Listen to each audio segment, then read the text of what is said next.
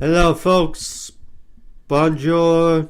Welcome back to the podcast. I'm your host, Joe, Two in Love. Here with a number of stuff to go over from past weekend and talk about some of the stuff that's ongoing or will happen this weekend as well. As far as sports, we got UFC 302 just happened on Saturday. The UFL regular season, the first regular season of the UFL is in the books.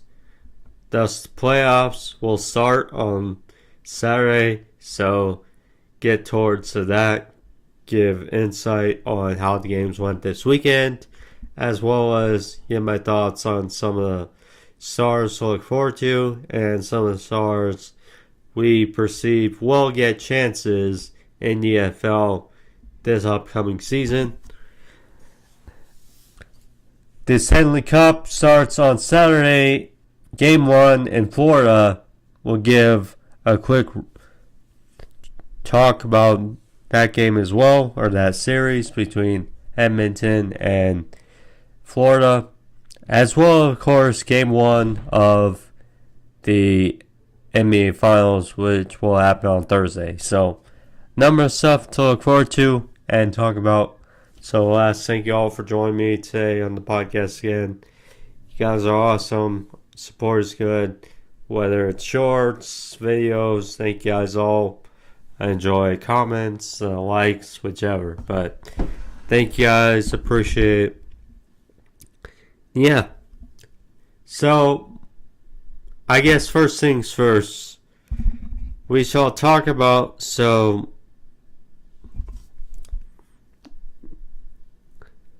first of all, boxing.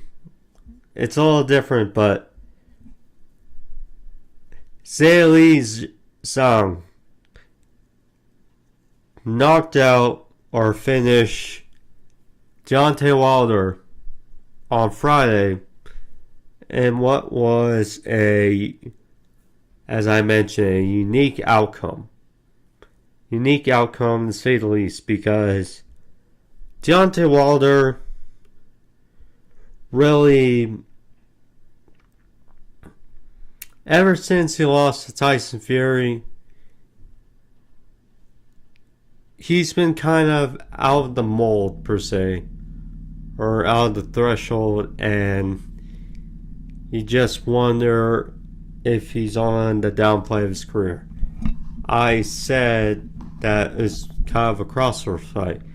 Zhang is undefeated. Got nothing. Been interim heavyweight boxing champ. Got nothing really to lose in his fight. Where Wilder, who is contemplating retirement, talking about it, he lost in the 5th round. Got to finish. Now, could the fight?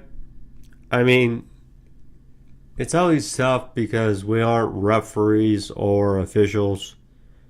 We can just judge by what we see from a screen or watching it live. But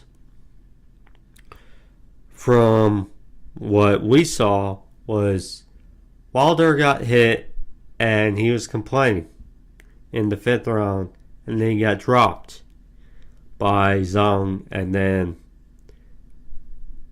yes, Wilder got up, but I'm guessing the ref did not like what he saw and thus called it off, and thus Zhang was the victor. So, great victory for Zhang. He stays undefeated. Biggest win of his career against Deontay Wilder, and Wilder, Joshua, and Fury, the last 3 years have been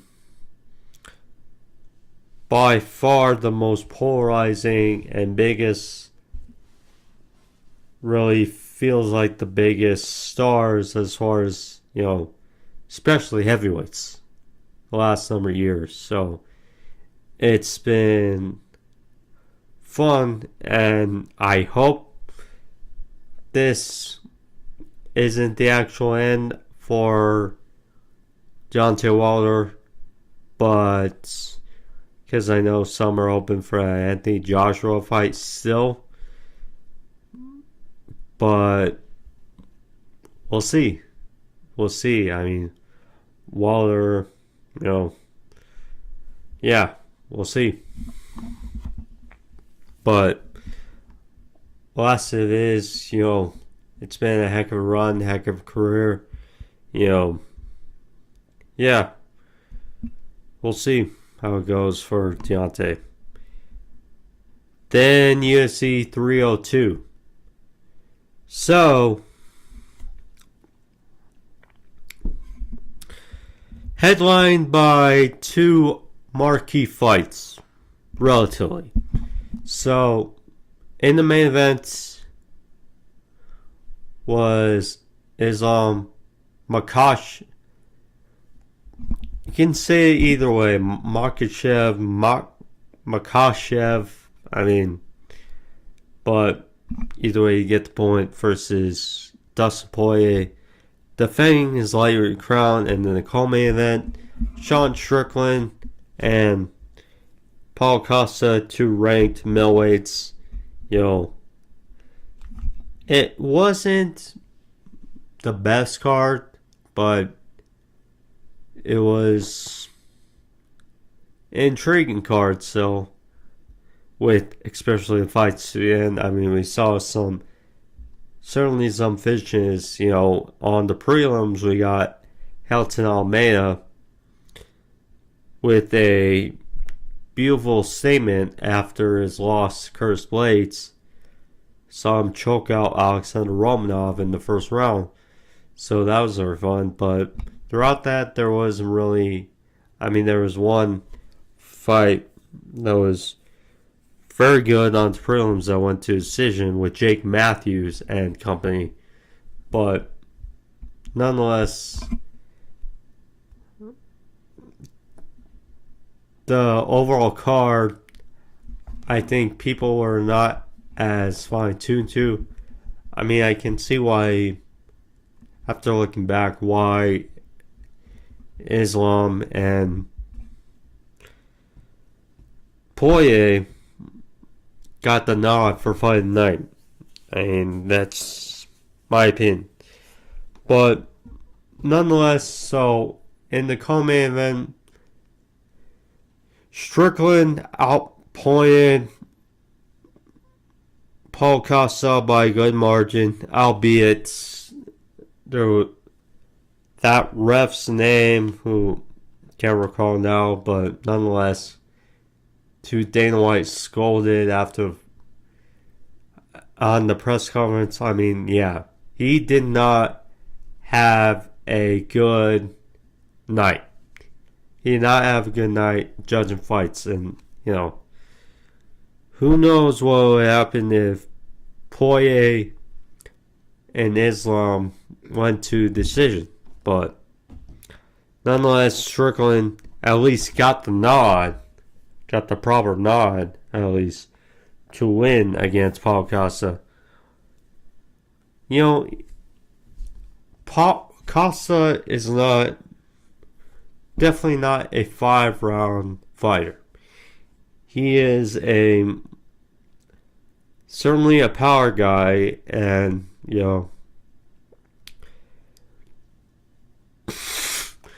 it still kind of feels like he's not a complete mixed martial artist in a way, but he's obviously still very good, still very intense, still very powerful. It's just when you got Sean Strickland, who was the UFC middleweight champ, by putting on a very good performance against Israel Adesanya, you can get the point. So, yeah, Strickland got the nod and says he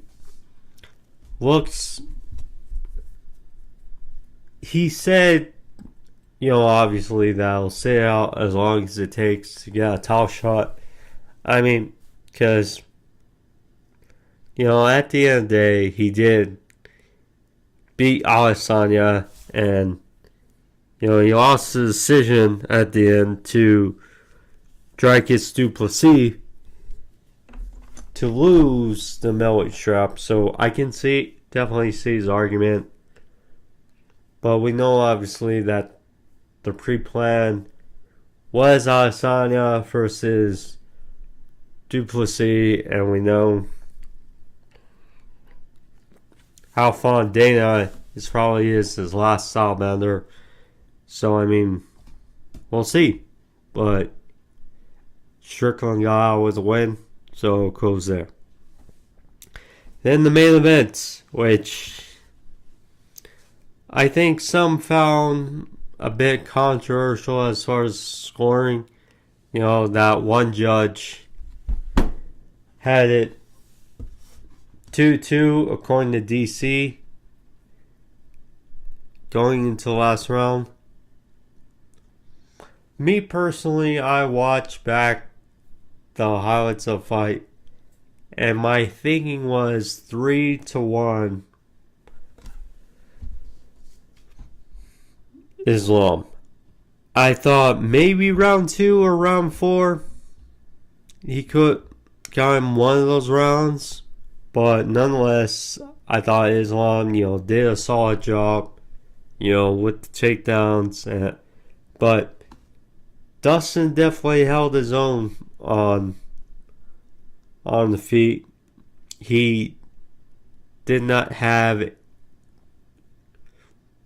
really great success, but he had very good success on the feet, so that was good. But in the 5th round, when the going is tough, and who knows with how the judging is going, that one of these guys need a finish. And that's what happened.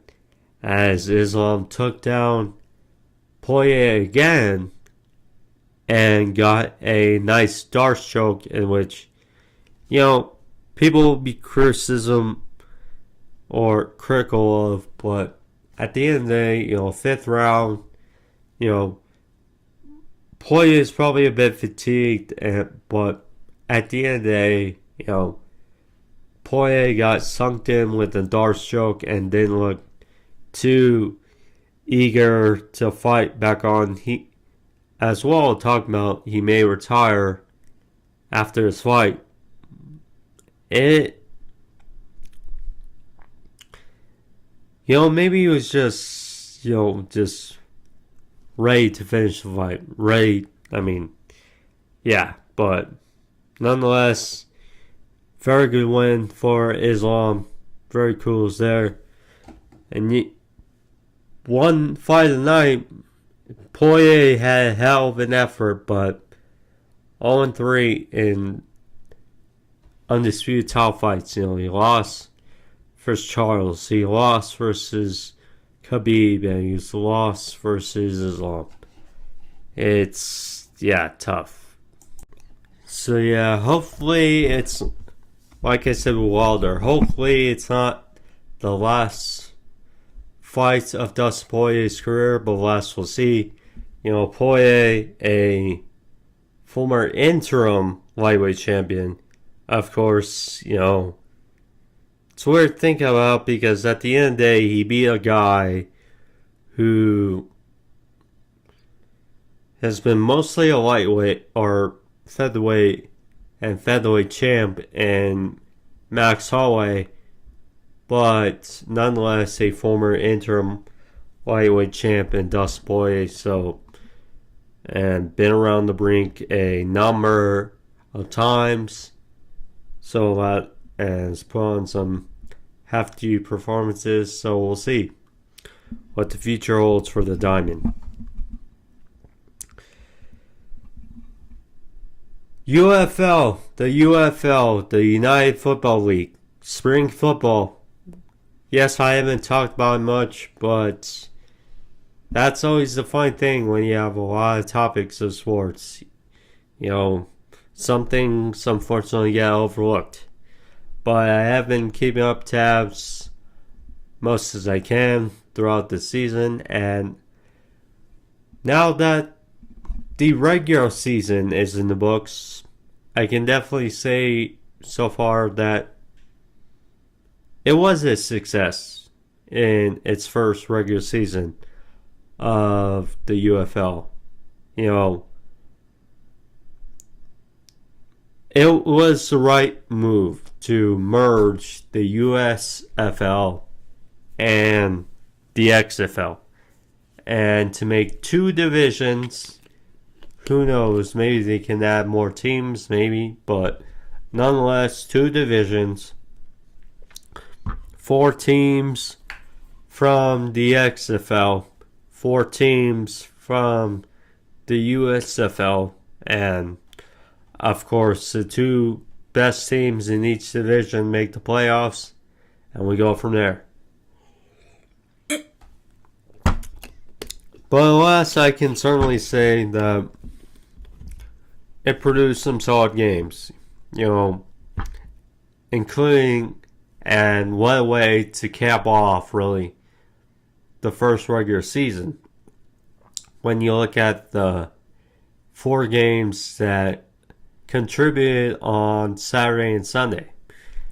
So, I'll get to the playoffs and my predictions after the games. But first, so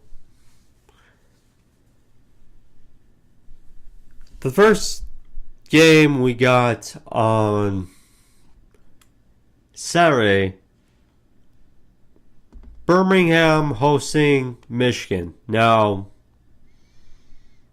according to playoff implications, Michigan, the only way they're going to play each other in the playoffs on Saturday, but the only way for it to be played in Michigan instead of Birmingham was if Michigan outscored Birmingham by at least 23 points. So automatically we knew, likely Birmingham going to have home field. But alas, it was a fun game. It was a unique game to say the least. So Michigan, they had now of course, Birmingham obviously had looked like the best team in football, or spring league the last number of weeks. And then going in last week 8-0 against San Antonio. And they kind of got humbled in a way because, or a roadblock per se, because Birmingham Stallions last 2 seasons have been the USFL champions. Now going into the UFL the first season, they got a target on their back. And we'll see how it goes. But yeah, Michigan definitely came to fight. They've been feisty all year. Obviously their MVP has been arguably their kicker, Jake Bates, who is one guy I'm for certain should get a tryout at least for the NFL after the season ends for Michigan, the Michigan Panthers, but alas, we'll see. But yeah, so it was 16-6 at the half, Michigan, and so Birmingham had a quick scoring drive to go up a touchdown, 6-0, and then Michigan then was chipping away, and 2 touchdowns kind of opened things up for Michigan as first, former LSU and Patriots quarterback Danny Etling had two interesting touchdowns. He had first a 23-yard scamper for a score, and then a bomb for 46 yards to his receiver who snuck past felt like a broken coverage, but alas got through, and Michigan was up 10 at the half. But then Birmingham, the other thing, this I believe was their second game without their usual defense coordinator, so that obviously played into things. But alas, they definitely played better on defense in the second half, only allowing 3 points.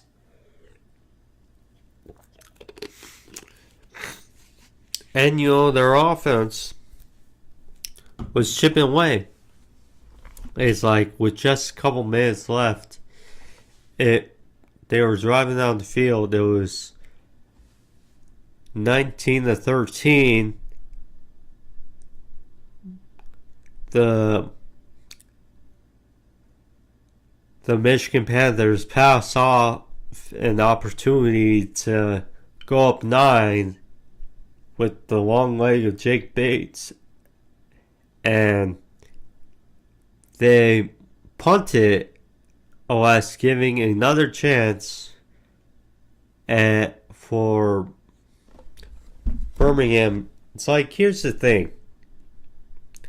Yes, in spring football, a 9-point lead is still a 1-possession game, but alas, a 3-point play is not easy. It's like you have to be from the 10. So it's a tough outcome even if you get a touchdown. And at worst, you're tied. Tied instead of being down 1 and needing a go-ahead game-winning field goal. But alas, there they were. And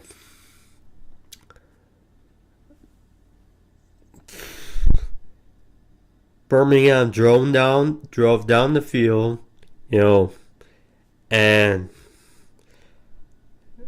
got a solid touchdown to their tight end and another quick 1-point play to go up ahead by 1. But Michigan was not going to go down without a fight. So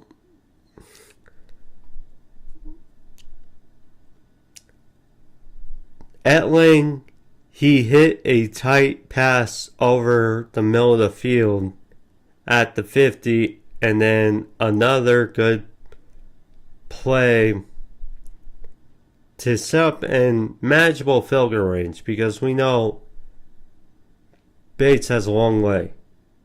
That was 53 yards. I mean, no gimme, but alas, makeable for Bates.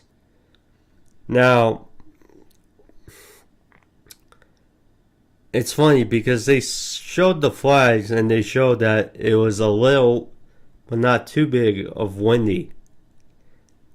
And it was funny. At first it looked like one of those kicks that was going to maybe curve in. It's like it was in between the middle and the right part of the goalposts, but instead it curved, went out to the right, no good as time expires. And while it felt like Michigan dominated the game for the most part, Birmingham comes out with a 1-point victory to finish out 9 wins, 9-1 on the season. And Michigan with a very respectable 7-3. And Adrian Martinez, ever since filling in for Matt Corral, has certainly opened up eyes this UFL season. And it's been fun to watch. The other game with playoff implications, as we saw from the XFL division, we got the San Antonio Brawlers versus the St. Louis Battlehawks, this time in St. Louis. So, good news for St. Louis is they got their MVP caliber quarterback AJ McCarron in the UFL back off an ankle injury. It wasn't pretty, but it was a gutty performance as they won 13-12 over the Brawlers. And, low scoring game. This is one of the things I like, certainly, about the UFL, because you're obviously not going to get every penalty. That's an unfortunate thing with refs.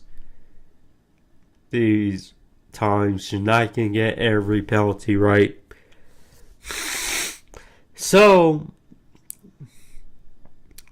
the thing for the UFL is they call super challenges, where you can challenge if you think either something wasn't correct or you see a penalty that wasn't called.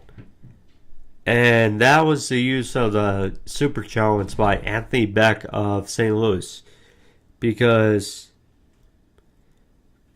down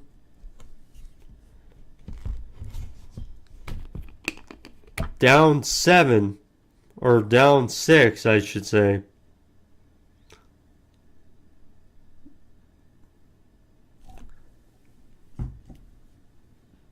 Wait. Yeah, they were down 7. Because, touchdown, and then they didn't get the conversion. Point blank in being. So instead of tying up the game, they went for a 2-point play. And they had 3 opportunities and opted to go for the lead instead of the win. Or the tie, I should say. But so on the second try, it looked like they got it, but they didn't. And Anthony Beck called it, used challenge, and ultimately it prevailed, taking an extra 2 points off board and keeping a 1-point lead, which, then followed San Antonio's defense need to make one extra stop, which did, and Quinn Dormady made a few very good throws that were on target, especially although this one very good catch, crazy catch, bounced off receiver's foot and wound up going in for a catch that was very good, which set him up for the opportunity to Santoso for the win and to get at least one more game in San Antonio for the UFL this season, as that was not the case. First kick, they were only separated by 2 yards. But, alas, the thing is, when you see kickers kick the football in the NFL, you can certainly feel that thud or feel like they put something into it. Santoso honestly kind of felt like maybe because that was his 5th straight miss of the season. And, maybe it's a cold feet kind of thing. Maybe because one was blocked earlier in the game. Maybe it was just something, but kind of felt like he didn't put all into it as far as the kick, and then it just kind of curved to the left and didn't make it. So yeah, I don't know, but last on Saturday we had 2 missed kicks for the win, so there you go. Then on Sunday we had 2 UFL games that did not have playoff implications, but were still pretty fun, as the winners of the XFL championship last year, the Arlington Renegades behind Coach Bob Stoops, who came into the day 2-7 record. Not great, but they were very much in the games. They had 3 games that went where they lost by game-winning field goals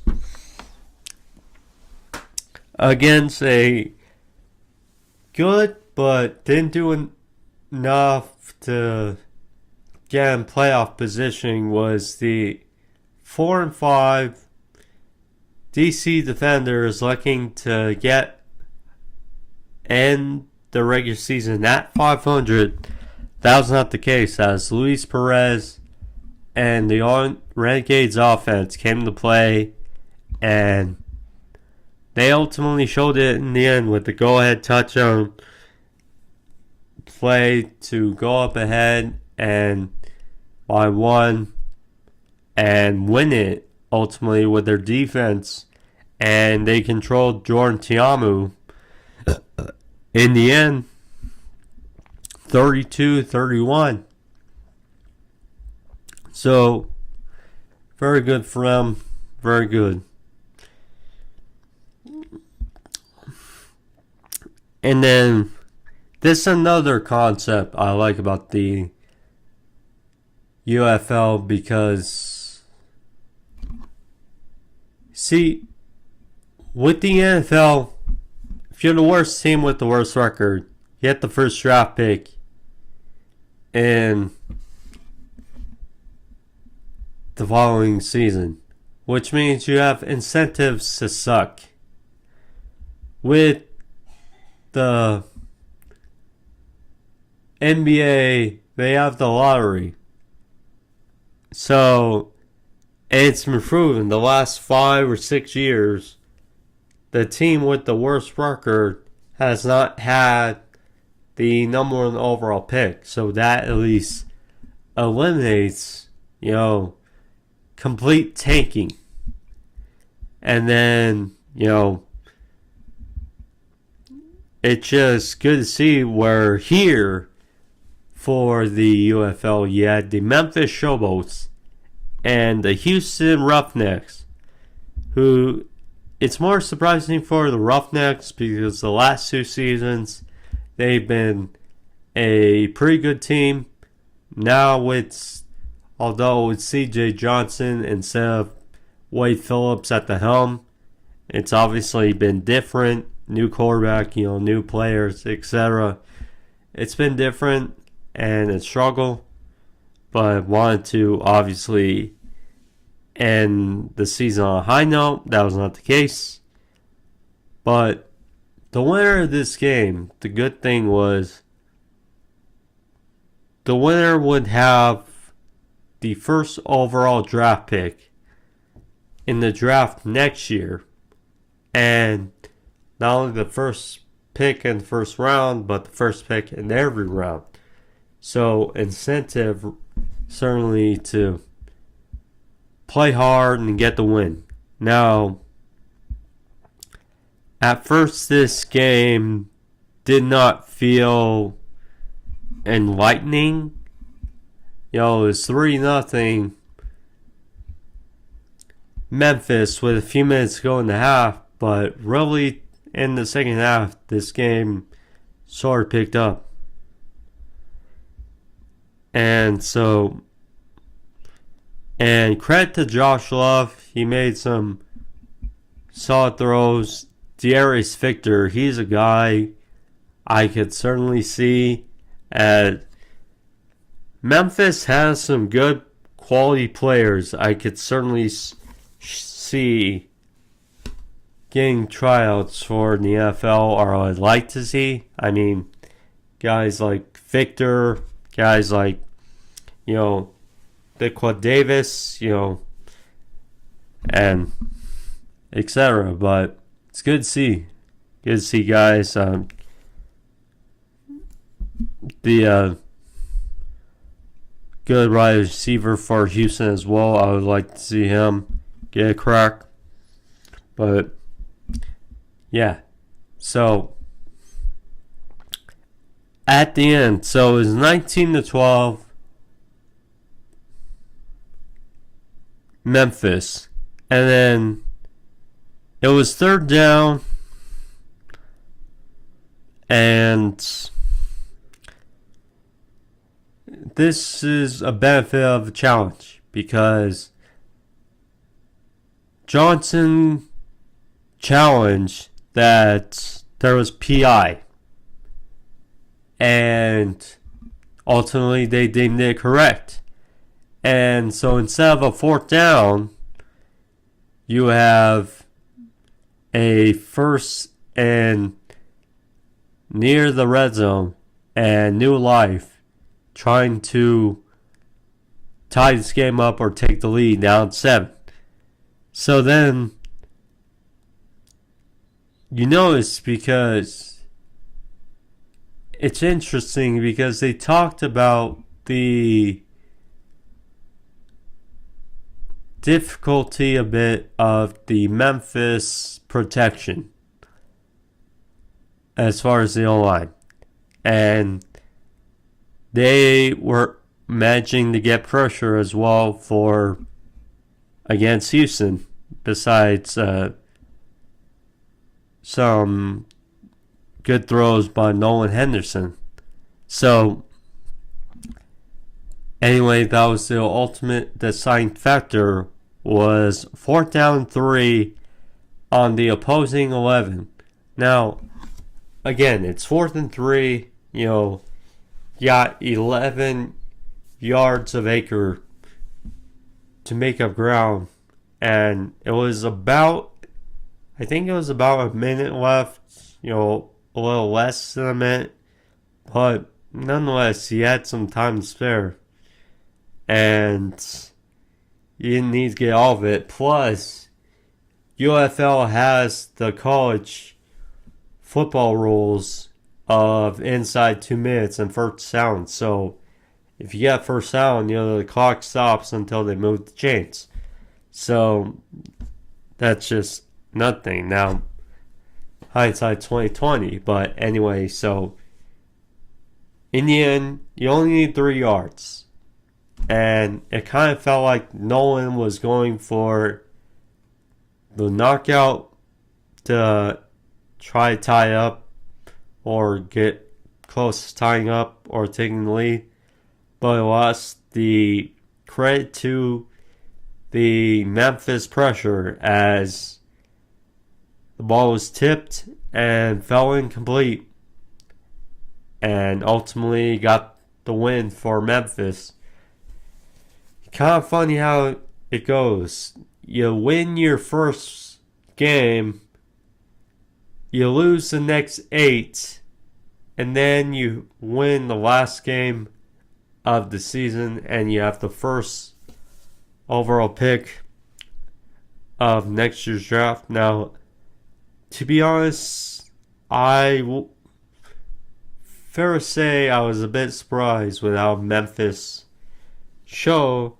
I would certainly picture them to win a couple more games this season with, Case Cookis, who kind of had a regression of his days with Philadelphia Stars. But so anyway, Josh Love been implemented and certainly did his job, but ultimately those 2 touchdowns by Victor got the job done, and kudos for them. So now with those games out of the way, now let's talk about the playoffs for Saturday and Sunday. So 2 playoff games. First, talk about, and they're both rematches of Saturday. So first, you got Birmingham and Birmingham Stallions, the 2-time USFL champions, versus the Michigan Panthers. So 9-1 for 7-3. I just mentioned the Michigan, base missing field goal, which would have given the win to at least end the regular season on a win. You're tied. You got this momentum going to the playoffs, but alas, the wind sailed, and it was not to be. So then you go to this game. The winner wins the USFL and goes on to face the winner of the XFL championship in San Antonio, St. Louis. Now, I mentioned about Birmingham. Adrian Martinez, quarterbacks have certainly been a stout reason as to why Birmingham has had these. Birmingham has certainly been the standard of spring football the last few years, and you cannot discredit how much Skip Holtz has done and helping this team orchestrating, because when the going got tough on Sunday or Saturday and Martinez did not have a great day, Skip Holtz was calm and cool and talked to Martinez when he probably felt, not as thrilled. And the great thing about the interviewing is Matt Corral, who was interviewed on the sideline, he basically said, well, having that voice certainly helps when you're not doing so well as, or not having a great day playing on the field. And you kind of need that voice to keep you in check. So, alas, Birmingham got the job done on Saturday. Now, they go face Michigan again on their home turf. So, it's going to be interesting because, well, so Michigan has played, 3 quarterbacks this season? They played Etling, they played Brian Lewerke, and Bryce Hopkins, or Bryce, blanking on his last name. Anyway, so, but you get the point. Perkins, there you go. Bryce Perkins. So, but from what I saw, if Danny Etling is healthy, I think that's the best decision to go with for Saturday, because he's mobile, he's shown he can throw the ball, and, we'll see. Brilliant speaks. Their pressure really got to Martinez quite a bit throughout that game. And it's going to be on them again to disrupt Martinez. The great thing, though, about Martinez is, like I talked about at length, Martinez is mobile. And they talk about a bunch why he's the presumptive MVP, him and McCarron, is because Martinez is mobile. And when a player looks stiffed up in the beginning, Martinez can certainly pull a rabbit out of the hat and move chains, which has been great. Now, against San Antonio, that aggressiveness kind of nipped him in the butt for the game-sealing interception when he should have ran for probably a first down or out of bounds, but nonetheless, now we'll see. I checked about Birmingham's defense corner, but nonetheless, it is hard to beat any team 3 times in a row. Any team. And now, although at the end of the day, it was probably demoralizing for Michigan because they probably should have won that game, but instead they lost by 1. So, it's just a matter of shaking that feeling, go at it again, like I mentioned about the defense, and the offense is going to have to make more plays as well in the second half. So I'm going to say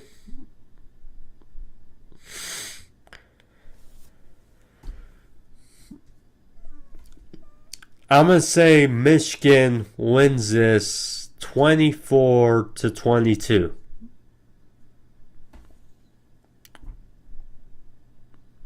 Against Birmingham, and they get the job done.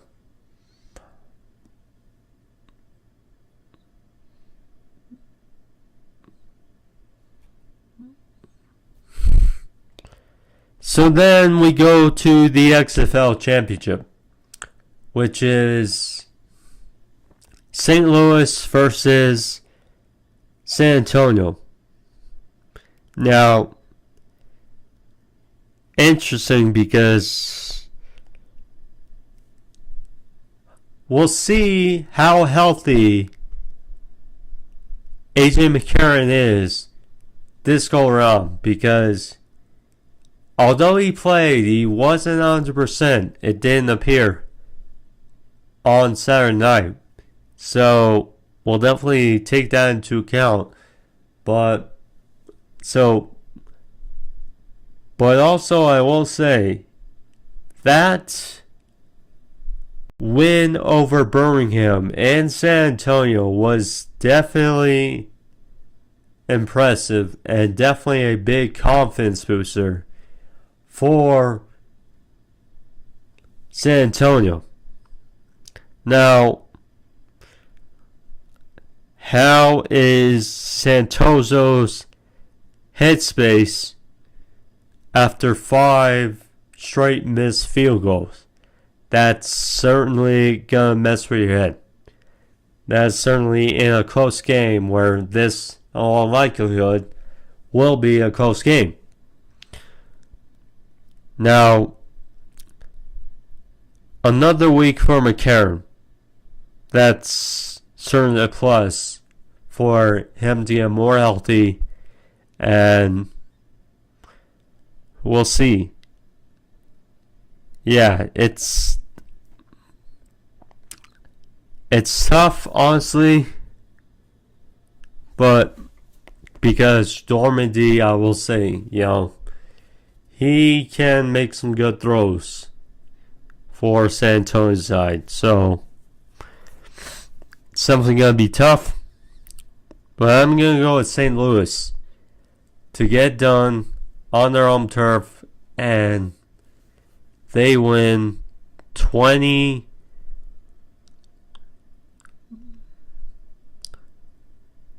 I'm going to say 24 to 19. 24 to 19. That's the score for St. Louis. And then my predicted UFL championship game is St. Louis versus Michigan. So that's going to be tough, but alas, we'll see. But like I said, guys, should be a fun look towards the season, see who gets opportunities for the future. I mean, Speaks, Victor, I mentioned some of the guys, I think. See, I could say McCarron, but we've seen with McCarron, especially this season, that he rather play than be on the bench or be a backup. So,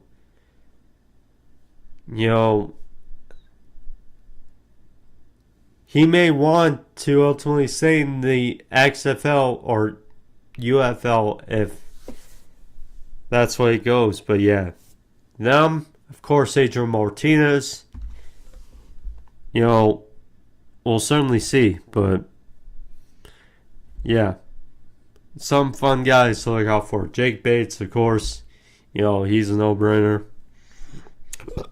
But yeah.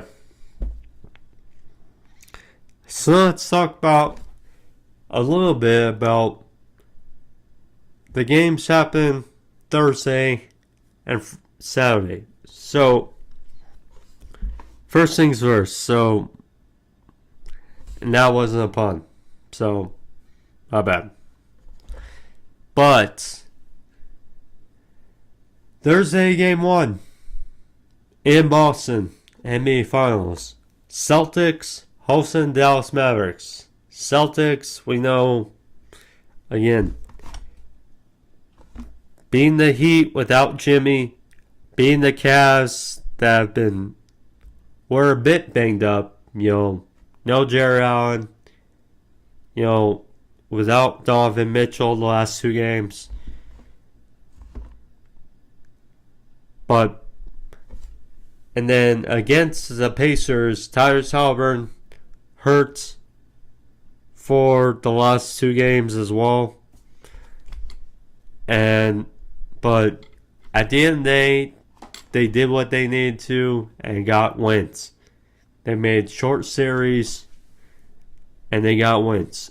And they're here at the NBA Finals for a reason, as well as the Dallas Mavericks.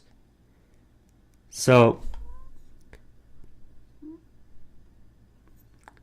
Boston Celtics, the 1 seed, of course you're supposed to make it look easy for on the trip to the playoffs or the NBA Finals. Dallas Mavericks certainly did their job as well. As the 5th seed in the NBA playoffs, as they took out a very skilled Los Angeles Clippers team, yes, with no Kawhi, or for a couple games, or actually only missed 1 game, but nonetheless, Kawhi was not the same, but nonetheless, you had Paul George, you had Russell Westbrook and James Harden, Zubac, etc. But Luka, Kyrie, PJ, Gafford, Lively, they got done even after losing game 1. And then against the 1 seed OKC Thunder, very young, and very good, but very inexperienced.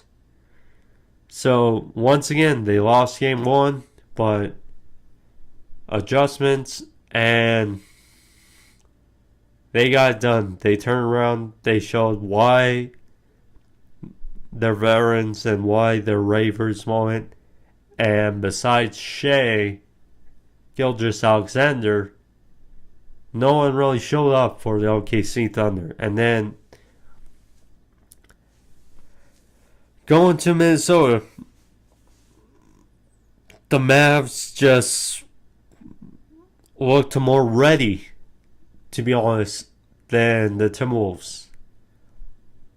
Minnesota Timberwolves looked like they were... It felt like their NBA Finals was against the Nuggets, taking out the reigning champs, and their energy levels just weren't where they needed to be. Well, particularly Anthony Edwards. For a bit, it seemed like everyone except Anthony Edwards and Cat showed up. Mostly. But Luka did well, Kyrie did well, certainly at times, and the gang certainly was there. And,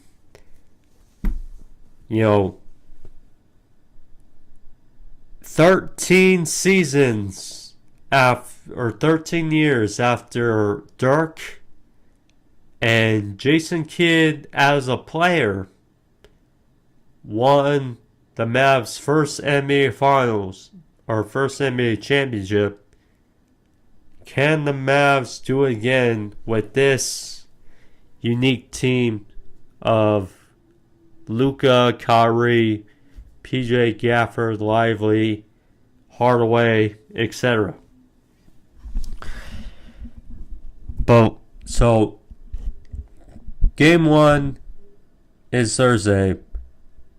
It sounds like Porzingis will play, so that's a plus for the Celtics.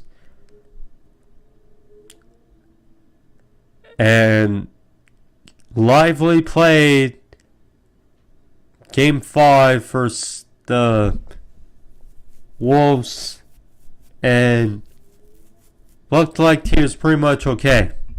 And plus you have a week, to get ready. So, I imagine both teams are healthy. Well, we'll see how healthy Porzingis is, but at least you have all members on deck. So, it's going to be interesting. Definitely the pressure is on the Celtics. Definitely, because the Mavs are the younger team. The Mavs, again, with a win, this would be their second NBA Finals championship. Celtics, this duo of Tatum and Brown, we've seen them be very good the last number of years, but we have not seen the results. They went to the NBA Finals against the Golden State Warriors and lost. So, they definitely need to start out better more. I feel like against the Mavericks, because the Timberwolves certainly looked very good, both 1 and 2 at home, but the two best closers in Kyrie and Luka took over and with a span of 4 points, stole home court from the Timberwolves. And so, if you're the Celtics, you cannot have that happen to yourselves. And So, I mean, and plus, going into before the Timberwolves series, the Mavs lost their previous 5 game ones, but won 4 out of those series. So it's clear it's about adjustments as well. And Jason Kidd, to be honest, looks more like a coach than Joe Mazzulla. It's just kind of thing. But nonetheless, it's about adjustments. So, do I expect Celtics to come out heavy game 1 and probably get the win?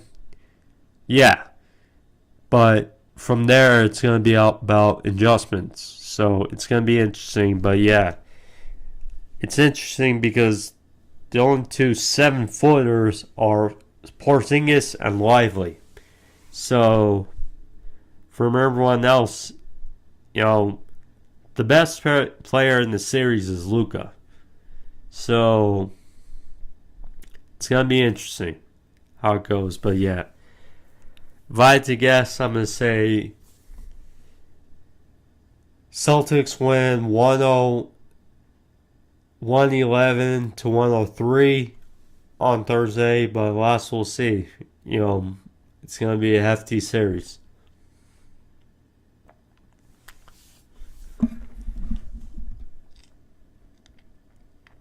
That's why I picked the Mavs in 6. And then we got last thing before we go. So we got game 1 of the World Series, or fart there, but Stanley Cup on Saturday between the Edmonton Oilers and the Florida Panthers in Florida. Game 1 in Florida. So, Florida Panthers, both teams coming off Game 6, glorious wins at your home place to get the win. So, it's going to be interesting now, but in Florida, so that energy will be there for Florida. I did pick the Oilers in 7, so it's going to be tough because you have to win Game 7 on the road, but we'll see how it goes. But Bobrovsky still having a very good season. Matthew Tkachuk having a solid season as well. Bennett. So it's going to be unique to see how it goes against McDavid and Hyman and Draisaitl, etc., Nugent Hopkins, but it's going to be fun. I probably predict a 2-1 win for Florida in Game 1, but alas, we shall see. We shall see. But anyways, guys, thank you all for joining me. That was a solid podcast, for which I hope you guys enjoyed. But alas, that was one. Got a lot to go over and a lot to get intrigued about as far as going forward. But alas, thank you all again for joining me. If you guys haven't already, please hit that subscribe in the corner, as well as hit that like button, leave a thumbs up, comment down below. If you guys feel like feedback, I'm open to it. So, alas, thank you guys all. Be safe. See you guys next time. I'm Joe 2 in Love, and see you guys soon. Peace.